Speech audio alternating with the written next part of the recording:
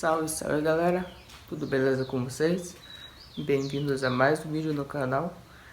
E no vídeo de hoje vou estar fazendo a pintura da caixa de som.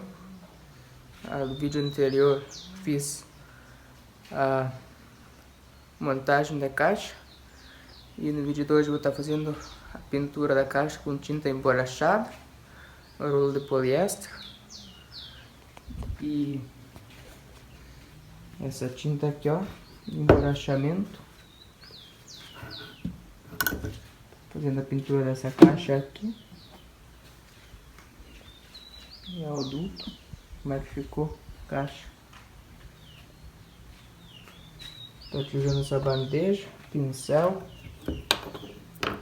um pouco de água para tá deixando a tinta um pouco mais líquida, que é o recomendado 10% a cada quantidade que coloca de tinta ali.